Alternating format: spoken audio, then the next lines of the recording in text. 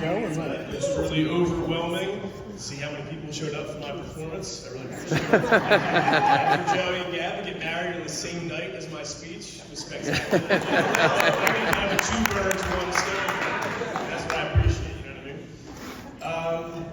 So, I don't know what it says about me as a person. I would have been okay if somebody before me bombed. He did.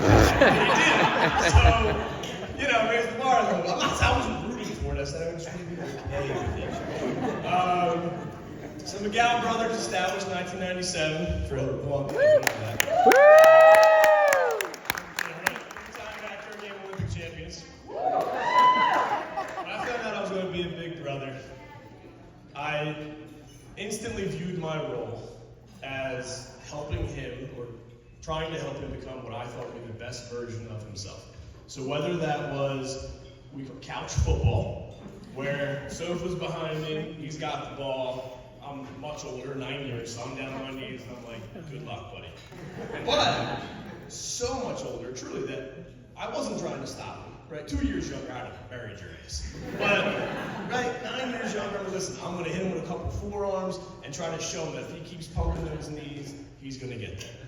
You go play basketball, 7.5-foot hoop, same thing. I'm gonna go up 2-0 and show him, or try and teach him, that if he doesn't pout, if he keeps his head up, I own prize. If he keeps playing hard, I'm gonna let him win. And that was kind of the role that I wanted to have forever. And for the most part, I did. Now, there was a brief intermission where that didn't hold true. Because, not my fault. When he was a teenager, right, fast forward years later, he's a teenager, he's probably 15 or so, and I'm home from college now, and we get a ping pong table for Christmas.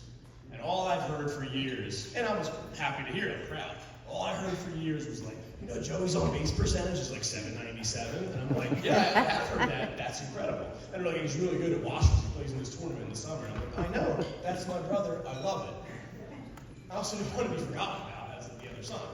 So we get a ping pong table, and I had been this encouraging brother for years.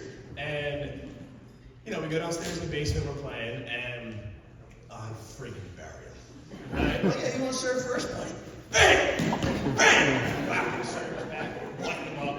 And I go upstairs, and Mom was like, Michael, let him win. I'm like, Mom, I got 6 months before he beats me, and I never beat him again. 6 months ended up being about 6 days. His dad said, Joey, he's spinning, whacking it around. He's a freak guy.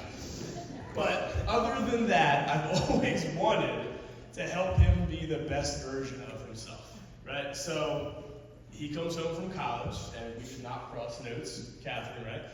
And he goes, I have a girlfriend. And I didn't say the words, but my brain said, you got a girlfriend? And when you went to college? Yeah, you're an idiot.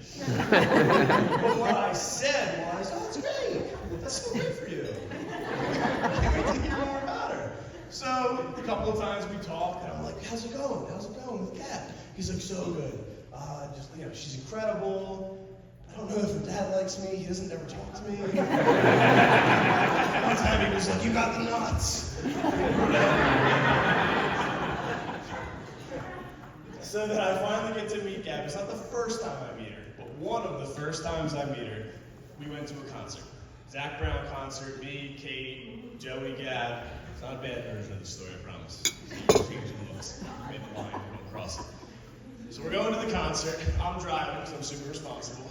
And it's me, Kate, Joey, Gab. Joey and Gab are underage, which is not a huge deal. 19, 20 years old, whatever they were. So we're driving, and we're getting near the venue, and my GPS says, the next turn, make a right. Well, I can do that. That's what your wheel tells you to do. So we get up there, a little bit of a line of cars, and there's a police officer. And he is very clearly standing on that side of the road and saying, no, all traffic has to go left. That's fine. I get up there, we get a little closer, and I'm looking at Kate, and I'm like, I gotta go right. I gotta go right. GPS comes that way. And she's like, no, you have to go left. He's blocking traffic. And my wife is the absolute best, right? She's smart, funny, caring. What else did she say? You know, all those good things. So we get up there, and I veer towards the way that the cop is telling us to go, just to get a good angle. Buck right back around and go, and the way he is clearly saying, no traffic, no traffic. So as we do that, Kate's like, Michael, you can't do that. And Joey chuckles. You feel a lot about personality in that moment, right? Kate's stressed, Joey's kind of giggling, and you can feel the aluminum can crunch in Gab's hand as she's nervous. She's like, oh my God. But it was the perfect crime, because what can you do? He was a street cop, right? He's on foot. I'm in a friggin' vehicle. Turns out I was wrong.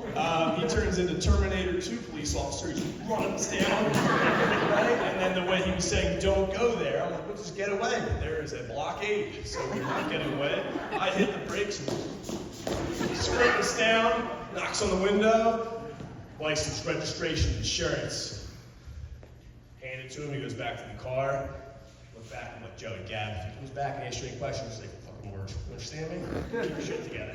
And Gab, I'm like, this is a good introduction. This is a good way to meet her. And she's all tense, and she's like, I don't know what to say. What if he asks me a question? Zip it up, Gab. I'm going to jail over this. I don't know if that was a good thing as a brother. But what that I assume led to was later that night, I think intensity opens up opportunity. Later that night, Gab and I had our first heart-to-heart, and that is true. First of many heart-to-hearts. So I really got to know her that night. We've then listened to, we came on the party bus. I'm a bit of an emotional TV watcher. If you've seen One Day, if you've heard the songs from A Star Is Born, right? I get all worked up. So we have some drunk wine nights. There's a lot of moments where, like, weirdly enough, as much, Joey and I have a lot of similarities, but relationship structure-wise, Gab and I are almost more similar. And my wife and I, or my wife and Joey, are more similar. So we've had a lot of drunk heart-to-heart since then. Kate had, not just drunk, just great heart-to-hearts, right? It's not about the alcohol. Kate and Gab have also got to know each other so much so that if you were to ask any of my children where I am tonight, keep in mind, this is my brother's wedding. Structure. They would say Aunt Gab's wedding. I don't know that they know Joey's here. No one woke up today, right? Penny woke up and she was like, we're going to go with Aunt Gab's and get ready, right? And we absolutely are. And then Nolan goes, true story, he goes, I want to send Aunt Gab a picture of my pumpkin because she's getting married today. I'm like, okay. So I hand him a pumpkin. He's all, and Connor kind of just screamed. But they're so close now. It's just become such an immediate part of the family that, like, it's incredible to see. All I've ever wanted for him was to see him be the best version of himself. Whether it's fair or not, like, toted myself as part of the reason he got there, but then watching them together has really brought out how much she brings out the best in him, he brings out the best in her. She's an incredible person. They say you're supposed to marry your best friend. And it's a beautiful sentiment, it's not always the case, but when you're around people who actually are best friends, it's a friggin' pleasure.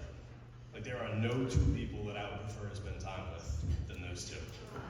And I guess the last story about that would be probably before the concert, right around that time, and you wouldn't even know this, it's not even like a story, but Joey and Gab came over, Kate and I were probably in our late 20s, making that classic stupid joke every person in their 20s makes. It's like, oh, I'm old now.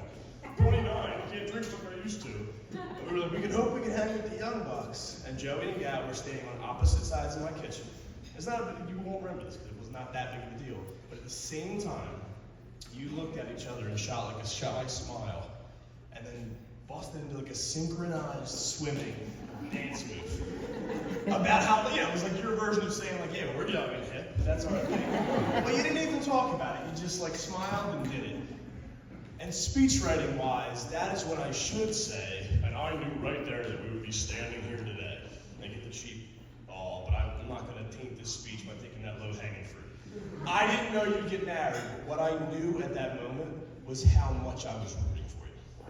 So for the next decade or 8 years or 7 years, but all these years watching you two take what I knew was the goods and just seeing it all the way through to fruition melts my heart in a sense. So I don't have to wish you a lifetime of happiness. I can just tell you to enjoy what will undoubtedly be a lifetime of happiness between 6 backyard game Olympic trophies.